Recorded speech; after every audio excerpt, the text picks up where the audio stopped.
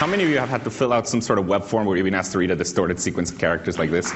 Yeah. How many of you found it really, really annoying? Okay, outstanding. So I invented that. Or I was one of the people who did it. That thing is called a CAPTCHA. And the reason is there is to make sure that you, the entity filling out the form, are actually a human and not some sort of computer program that was written to submit the form millions and millions of times. The reason it works is because humans, at least non-visually impaired humans, have no trouble reading these distorted squiggly characters, whereas computer programs simply can't do it as well yet. So for example, in the case of Ticketmaster, the reason you have to type these distorted characters is to prevent scalpers from writing a program that can buy millions of tickets two at a time. Now, CAPTCHAs are used all over the internet, and since they're used so often, a lot of times the precise sequence of random characters that are shown to the user is not so fortunate. So this is an example from the Yahoo registration page. The random characters that happen to be shown to the user were W-A-I-T, which of course spell a word. But the best part is the message that the Yahoo help desk got about 20 minutes later. This person.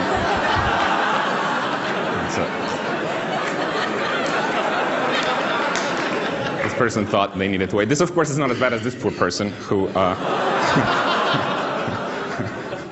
Okay, now, CAPTCHA project is something that we did here at Carnegie Mellon over 10 years ago, and it's been used everywhere. Let me now tell you about a project that we did a few years later, which is sort of the next evolution of CAPTCHAs, which is a project that we call Recaptcha, which is something that we started here at Carnegie Mellon, then we turned it into a startup company, and then about a year and a half ago, Google actually acquired this company. So let me tell you what this project started. Okay, so this project started from the following realization. It turns out that approximately 200 million CAPTCHAs are typed every day by people around the world. Okay? When I first heard this, I was quite proud of myself. I thought, look at the impact that my research has had. But then I started feeling bad. See, here's the thing. Each time you type a CAPTCHA, essentially, you waste 10 seconds of your time. And if you multiply that by 200 million, you get that humanity as a whole is wasting about 500,000 hours every day typing these annoying CAPTCHAs. So then I started feeling bad.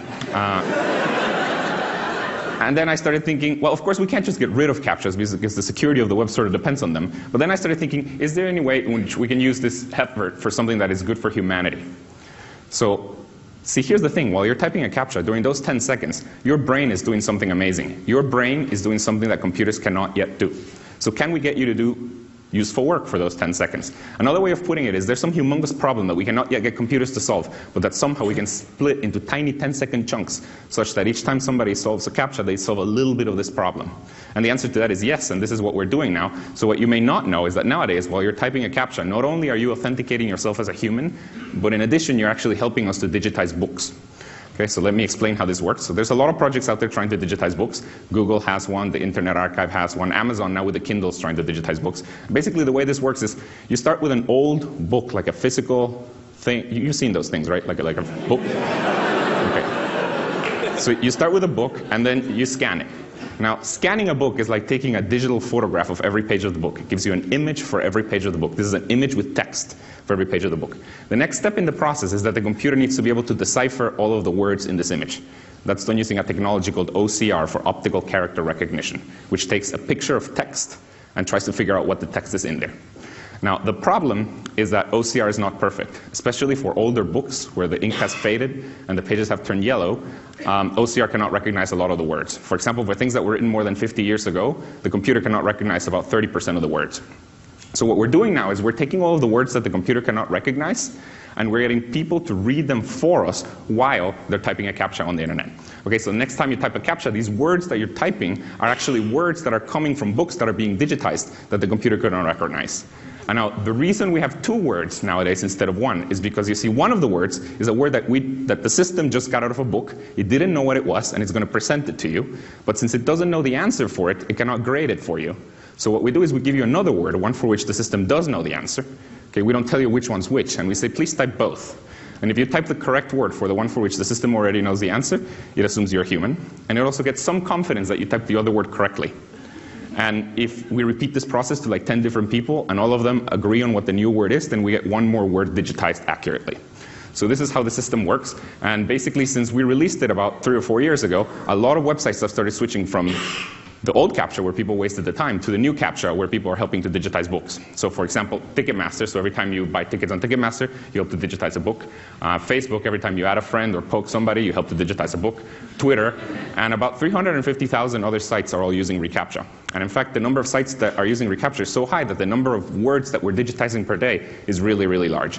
It's about 100 million a day, which is the equivalent of about 2.5 million books a year.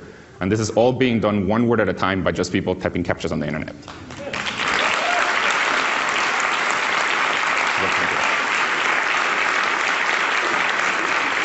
Okay, now, of course, since we're doing so many words per day, funny things can happen. And this is especially true because, see, now we're giving people 2 randomly chosen English words next to each other. Okay, so funny things can happen. So, for example, we presented this word. It's the word Christians. There's nothing wrong with it. But if you present it along with another randomly chosen word, bad things can happen. So we show this. But it's even worse because the particular website where we show this actually happened to be called the Embassy of the Kingdom of God. Oops. Yep. Here's another really bad one, johnedwards.com.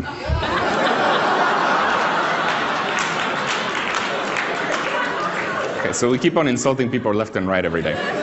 Now, of course, we're not just insulting people. See, here's the thing. Since we're presenting 2 randomly chosen words, just interesting things can happen. So this has given rise to a really big internet meme that tens of thousands of people have participated in, which is called CAPTCHA art. I'm sure some of you have heard about it. Here's how it works. Okay, imagine you're using the internet and you see a CAPTCHA that you think is somewhat peculiar, like this CAPTCHA. Then what you're supposed to do is you take a screenshot of it. Then, of course, you fill out the CAPTCHA because you help us digitize a book. But then, first you take a screenshot, and then you draw something that is related to it. That's how it works. There are tens of thousands of these. Some of them are very cute. Some of them are funnier.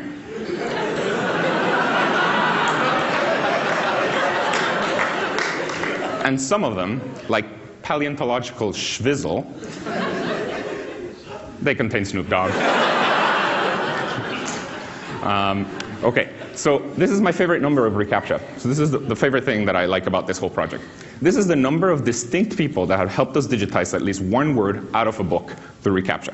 750 million, which is a little over 10% of the world's population, has helped us digitize human knowledge. And it is numbers like these that motivate my research agenda. So the question that motivates my research is the following. If you look at humanity's large-scale achievements, these really big things that humanity has gotten together and done, like historically, like, for example, building the pyramids of Egypt, or the Panama Canal, or putting a man on the moon, there's a curious fact about them, and it is that they were all done with about the same number of people. It's weird. They were all done with about 100,000 people. And the reason for that is because before the internet, coordinating more than 100,000 people, let alone paying them, was essentially impossible. But see, now with the internet, I've just shown you a project where we've gotten 750 million people to help us digitize human knowledge. So the question that motivates my research is, if we can put a man on the moon with 100,000, what can we do with 100 million? So based on this question, we've had a lot of different projects that we've been working on. Let me tell you about one that I'm most excited about. This is something that we've been sort of semi-quietly working on for the last year and a half or so. It hasn't yet been launched. It's called DUOLINGO. Since it hasn't been launched, shh. Yeah, I can trust you with that.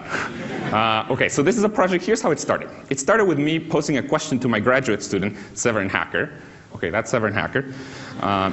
So I posed a question to my graduate student. By the way, you did hear me correctly. His last name is Hacker. So I posed this question to him.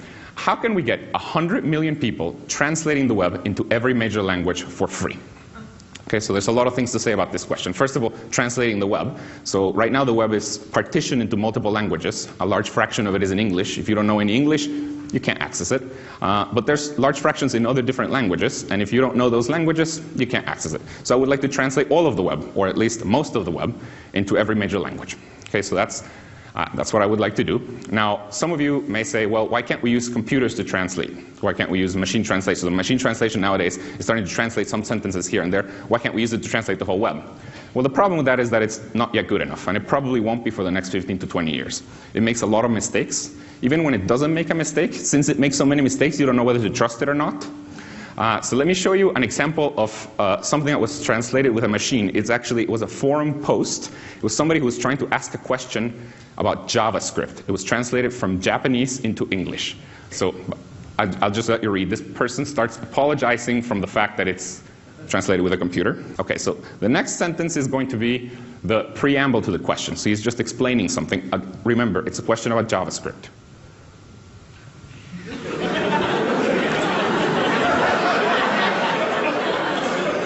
Okay. Then comes the first part of the question.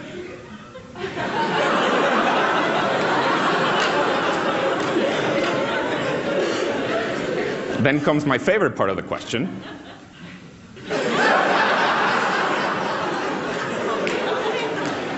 And then comes the ending, which is my favorite part of the whole thing.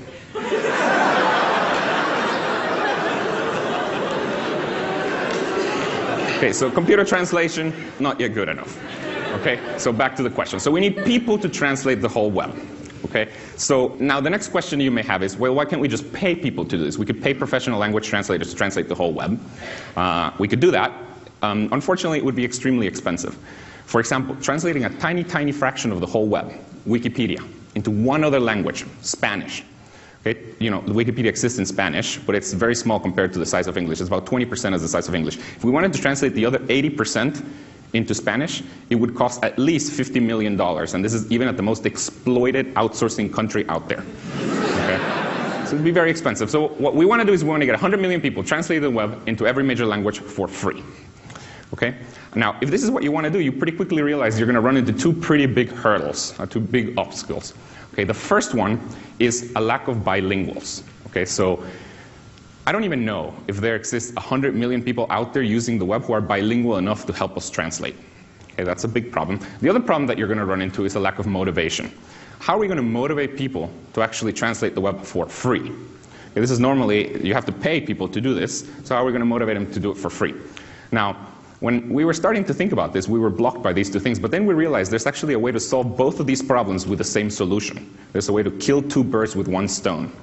And that is to transform language translation into something that millions of people want to do, and that also helps with the problem of lack of bilinguals, and that is language education. Okay, so it turns out that today there are over 1.2 billion people learning a foreign language. People really, really want to learn a foreign language. And it's not just because they're being forced to do so in school. For example, in the United States alone, there are over 5 million people who have paid over $500 for software to learn a new language. Okay, so people really, really want to learn a new language. So what we've been working on for the last year and a half is a new website. It's called DUOLINGO, where the basic idea is people learn a new language for free while simultaneously translating the web. And so basically, they're learning by doing. Okay, so the way this works is whenever you're just a beginner, we give you very, very simple sentences. There's, of course, a lot of very simple sentences on the web. We give you very, very simple sentences along with what each word means. Okay, and as you translate them and as you see how other people translate them, you start learning the language. And as you get more and more advanced, we give you more and more complex sentences to translate. But at all times, you're learning by doing. Okay, now the crazy thing about this method is that it actually really works. Okay, first of all, people are really, really learning a language. We're mostly done building it, and now we're testing it. People really can learn a language with it, and they learn it about as well as the leading language learning software. So people really do learn a language. And not only do they learn it as well, but actually it's way more interesting. Because you see, with Duolingo, people are actually learning with real content. As opposed to learning with made-up sentences, people are learning with real content, which is inherently interesting. Okay, the other thing, so people really do learn a language, but perhaps more surprisingly, the translations that we get from people using the site, even though they're just beginners, the translations that we get are as accurate as those of professional language translators, which is very surprising. So let me show you one example. This is a sentence that was translated from German into English. The top is the German. The middle is an English translation that was done by somebody who was a professional language translator who we paid 20 cents a word for this translation. And the bottom is a translation by users of Duolingo, none of whom knew any German before they started using the site. If you can see, it's pretty much perfect. Now, of course, we play a trick here to make the translations as good as professional language translators. We combine the translations of multiple beginners to get the quality of a single professional translator. Okay, now, even though we're combining the translations, the site actually can translate pretty fast. So let me show you, this is our estimates of how fast we could translate Wikipedia from English into Spanish. Remember, this is $50 million worth of value. Okay, so if we wanted to translate Wikipedia into Spanish, we could do it in 5 weeks with 100,000 active users, and we could do it in about 80 hours with 1 million active users. Since all of the projects that my group has worked on so far have gotten millions of users, we're hopeful that we'll be able to translate extremely fast with this project. Now, the thing that I'm most excited about with Duolingo is that I think this provides a fair business model for language education. So here's the thing. The current business model for language education is the student pays. And in particular, the student pays Rosetta Stone $500. That's the current business model. The problem with this business model is that 95% of the world's population doesn't have $500. So it's extremely unfair towards the poor. Okay, this is totally biased towards the rich. Now, see, in Duolingo, because while you learn, you're actually creating value.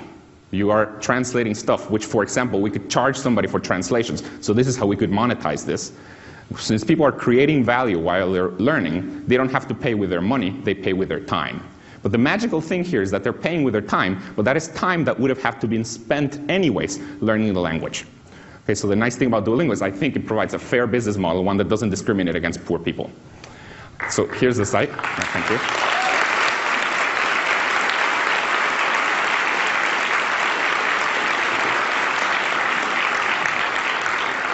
So here's the site. We haven't yet launched, but if you go there, you can sign up to be part of our private beta, which are probably going to start in about 3 or 4 weeks. But we haven't yet launched this Duolingo. By the way, I'm the one talking here, but actually Duolingo is the work of a really awesome team, some of whom are here. So thank you.